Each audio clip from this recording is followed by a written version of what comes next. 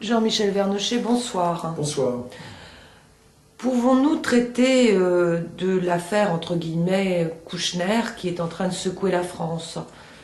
En train de secouer, vous venez de le dire, ce n'est pas une main, c'est une petite affaire, c'est quelque chose qui risque de prendre une ampleur. Et aujourd'hui, jour de la sortie du livre litigieux qui est en cause et qui met en cause M. Kouchner, nous allons peut-être avoir quelque chose d'important qui démarre et peut-être même une crise de régime, entre guillemets. Monsieur Kouchner, pour tous les Français, est un grand médecin, humanitaire, tourné vers les autres, vers le service. Alors ça, c'est l'image que les médias en donnent. On nous dit, on nous fait croire, mais sur la base de quel sondage, de quel vote, de suffrage universel, M. Kouchner est l'homme le plus populaire de France.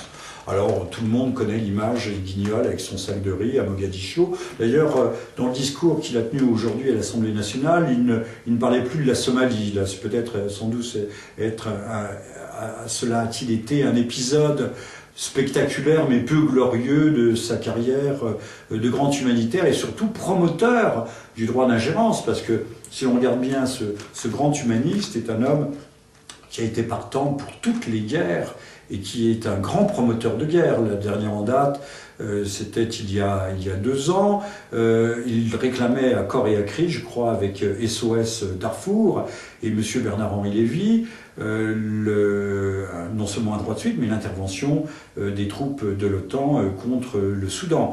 De même qu'en 2003, il était un farouche et à contresens, un farouche partisan, contresens du Parti socialiste et de l'opinion générale en France, un farouche partisan de l'intervention en Irak. De même qu'également, il a été l'un des promoteurs des 2 mois de bombardement contre la Fédération du Yougoslave en 1999, avec les résultats que l'on sait.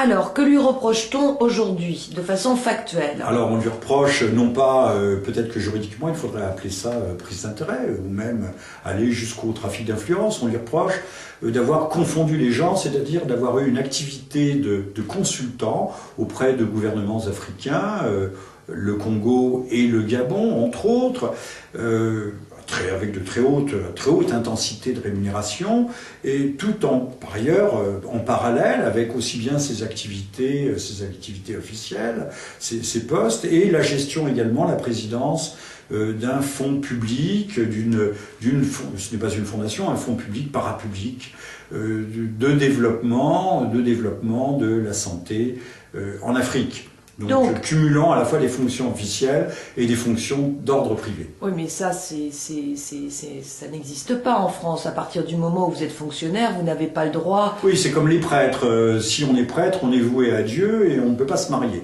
Tout au moins dans la religion catholique, eh bien, quand on est fonctionnaire ou qu'on participe à une mission de service public, ce qui était le cas et pas seulement dans ses fonctions actuelles de ministre des Affaires étrangères, l'on est soumis à un certain nombre de réserves.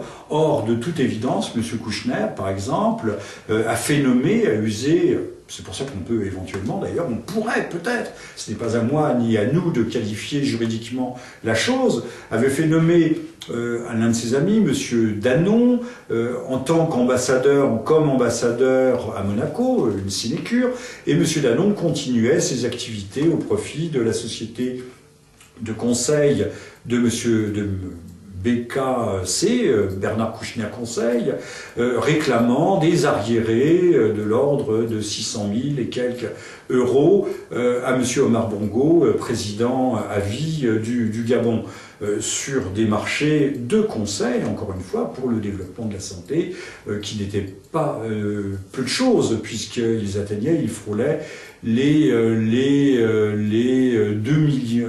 2,6 millions. Les 2,6 millions d'euros. Merci.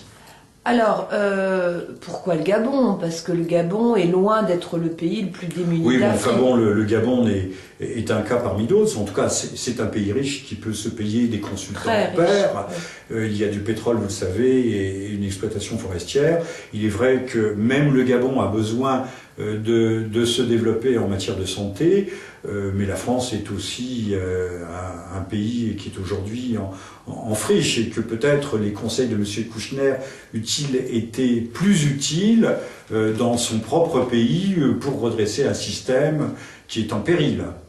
Tout à fait. Alors, j'aurais envie de parler maintenant des réactions au sein du Parti socialiste, puisque M. Kouchner est Il n'en est plus officiellement, membre, mais il reste attaché, tout comme M. Lang, qui lui reste quand même beaucoup plus proche.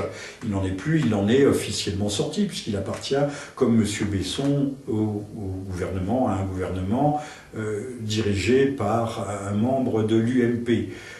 Toujours est-il que de la part d'un homme qui, sa vie durant, a plaidé pour les damnés de la terre, pour venir au secours des déshérités, des pauvres, à lutter et à plaider contre les nantis et les riches, il est tout à fait surprenant, mais peut-être pas tout à fait extraordinaire, de voir que c'est un homme qui n'a pas oublié de ménager et de servir ses propres intérêts, fût-ce à travers ses fonctions officielles. Que pensez-vous que tout cela va donner? Va-t-il rester au sein du gouvernement? Écoutez, l'avenir nous le dira, mais c'est ce que nous disions d'entrée de jeu.